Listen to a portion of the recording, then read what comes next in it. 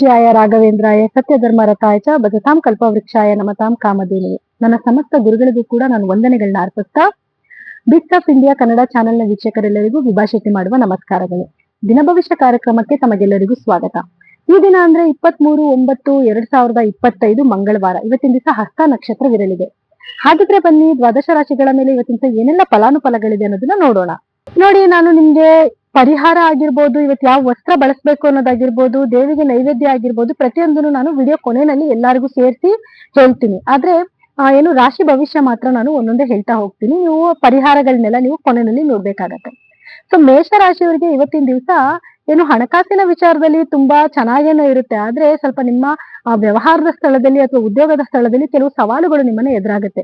So ಆದ್ರೆ ನಿಮ್ಮ ಒಂದು ಕಠಿಣ ಪರಿಶ್ರಮದಿಂದ ಆಗಿರ್ಬೋದು ಅಥವಾ ನಿಮ್ಮ ಸೆಲ್ಫ್ ಕಾನ್ಫಿಡೆನ್ಸ್ ಇಂದ ಆಗಿರ್ಬೋದು, ಈ ಎಲ್ಲಾ ಸಮಸ್ಯೆಗಳಿಂದಲೂ ನೀವು ಈಚೆ ಕಡೆಗೆ ಬರ್ಬೇಕಾಗತ್ತೆ.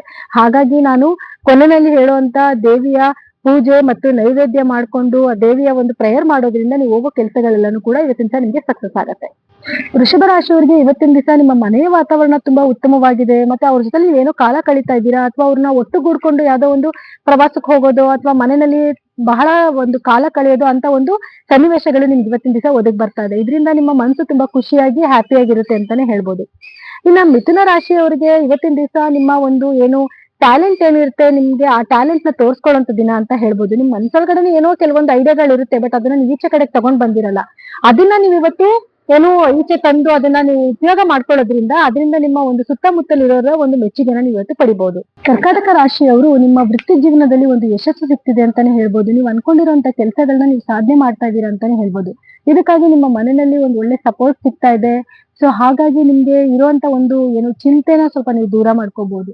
ಹಾಗೆ ಇನ್ನು ಸಿಂಹರಾಶಿಯ ಇವತ್ತಿನ ಭವಿಷ್ಯ ಹೇಗಿದೆ ಅಂತಂದ್ರೆ, ಸಿಂಹರಾಶಿಯವರಿಗೆ ನಿಮ್ಮ ಸೆಲ್ಫ್ ಕಾನ್ಫಿಡೆನ್ಸ್ ನೋಡಿ, ನಿಮ್ಗೆ ಎಂತದೇ ಕಷ್ಟ ಬರ್ಲಿ, ಎಂತದೇ ನೋವು ಬರ್ಲಿ, ಆದ್ರೆ ನೀವು ಮಾತ್ರ ಧೃತಿಗೆಡೋದಿಲ್ಲ.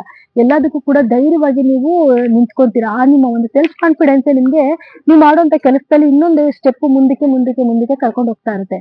ಆದ್ರೆ ನಿಮ್ಮ ಮನೆಯಲ್ಲಿ ವಾತಾವರಣ ಒಂದ್ ಸ್ವಲ್ಪ ಭಿನ್ನಾಭಿಪ್ರಾಯಗಳು ಬರುವಂತ ಸಾಧ್ಯತೆಗಳು ಜಾಸ್ತಿ ಇದೆ. ಹಾಗಾಗಿ ಅದ್ರ ಕಡೆ ಸ್ವಲ್ಪ ನೀವು ಗಮನ ಕೊಡ್ಬೇಕಾಗತ್ತೆ. ಸ್ವಲ್ಪ ಶಾಂತ ರೀತಿಯಿಂದ ವರ್ತನೆ ಮಾಡೋದ್ರಿಂದ ಬರುವಂತ ಎಲ್ಲ ಒಂದು ಬ್ಯಾಡ್ ಎಫೆಕ್ಟ್ ನ ನೀವು ತಪ್ಪಿಸಬಹುದು.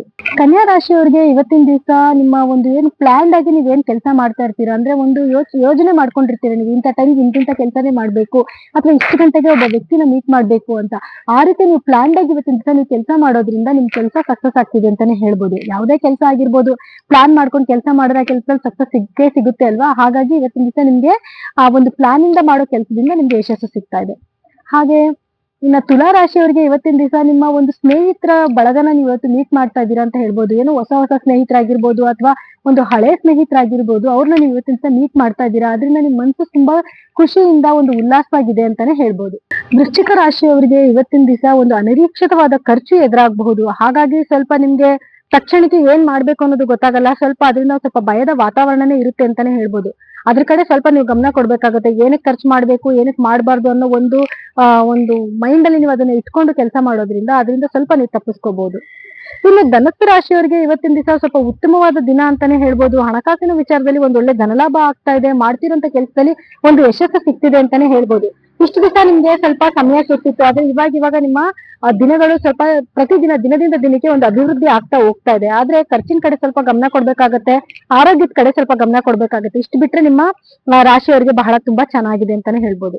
ಮಕರ ರಾಶಿಯವರಿಗೆ ನಿಮ್ಮ ಕಠಿಣ ಪರಿಶ್ರಮಕ್ಕೆ ಒಂದು ಒಳ್ಳೆ ಫಲ ಸಿಗ್ತಿದೆ ಅಂತಾನೆ ಹೇಳ್ಬೋದು. ನೀವೇನಾದ್ರೂ ಕೆಲಸಕ್ಕೆ ಏನಾದ್ರೂ ಪ್ರಯತ್ನ ಮಾಡ್ತಾ ಇದ್ರೆ ಅಥವಾ ಏನೋ ಒಂದು ನಿಮ್ಮ ವ್ಯಾಪಾರದಲ್ಲಿ ಆಗಿರ್ಬೋದು, ಏನೋ ಒಂದು ತುಂಬಾ ಒಂದು ಹಾರ್ಡ್ ವರ್ಕ್ ಮಾಡ್ತಿದ್ದೀರಾ ಅಂದ್ರೆ ಅದಕ್ಕೆ ತಕ್ಕನಾದ ಒಂದು ಫಲ ಸಿಗುತ್ತೆ ಅಂತಾನೆ ಹೇಳ್ಬೋದು. ಕೆಲವರೆಲ್ಲ ಏನ್ ಎಕ್ಸ್ಪೆಕ್ಟೇಷನ್ ಮಾಡ್ತಾರೆ, ನಮ್ ರಾಶಿಗೆ ಒಳ್ಳೇದಾಗ್ತಿದೆ ಅಂತಂದ್ರೆ ನಾವು ಕೂತಿದ್ರು ದುಡ್ಡು ಬರ್ಬೇಕು ಅಂತ. ಆ ರೀತಿ ಎಲ್ಲ ಆಗಕ್ ಸಾಧ್ಯ ಇದೆಯಾ? ನಾವು ಒಂದ್ ಕಷ್ಟ ಪಡ್ಬೇಕಲ್ವಾ.